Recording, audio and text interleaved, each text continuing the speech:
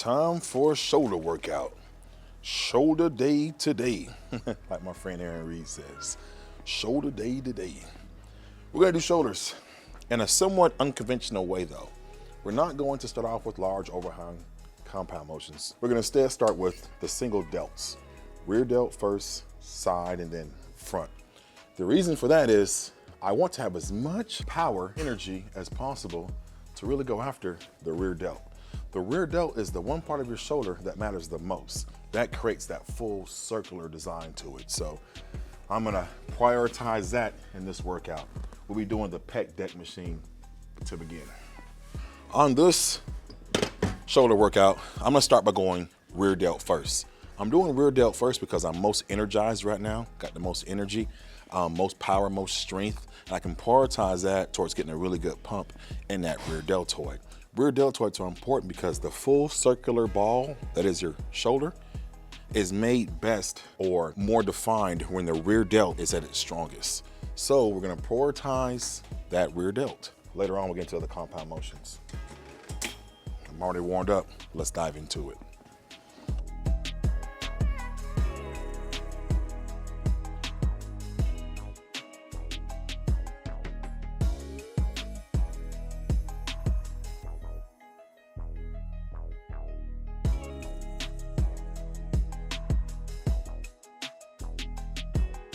So the opener to the shoulder workout was with rear delts.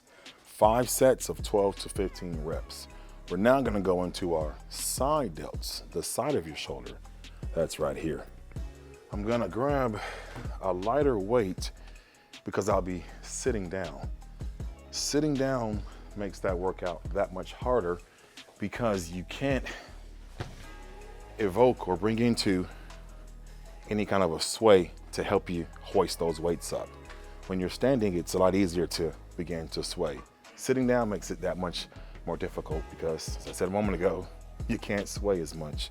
If I can get by with a lighter weight for a good workout, I'm gonna always do it.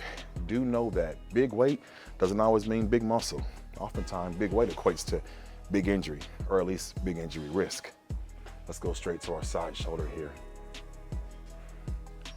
You'll also notice I'm partial to bringing my hands towards the front. It feels way more comfortable on the ball joint that is my shoulder. It also removes my traps from the motion.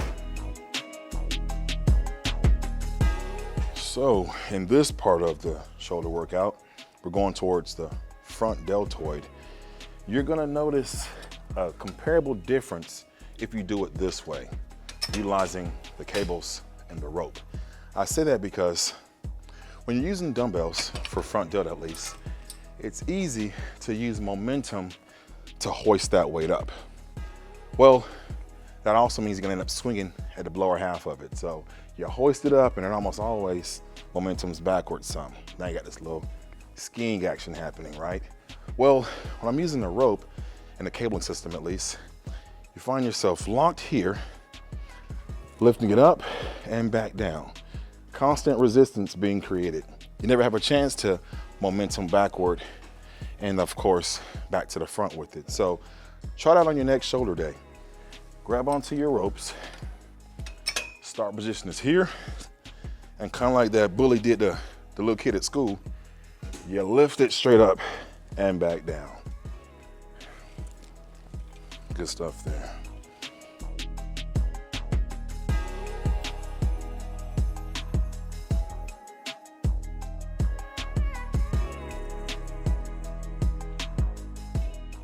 All right, so all 3 of my deltoids are pretty taxed because we opened up with rear delt, went into side delt, and then we also did our front delt.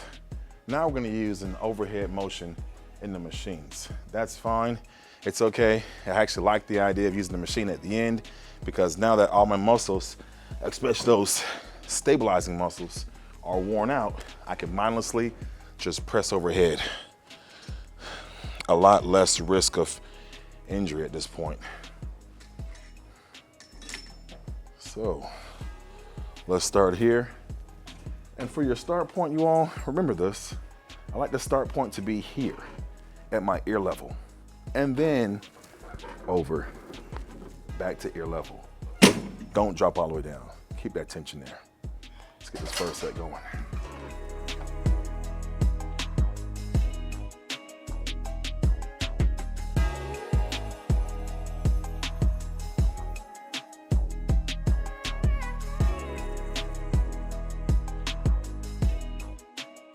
And like that, the shoulder day is done.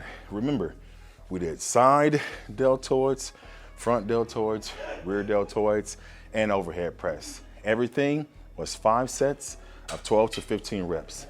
Let's go home now and recover. High protein meal. I am Big Ron Jones, with practical advice for your real world goals.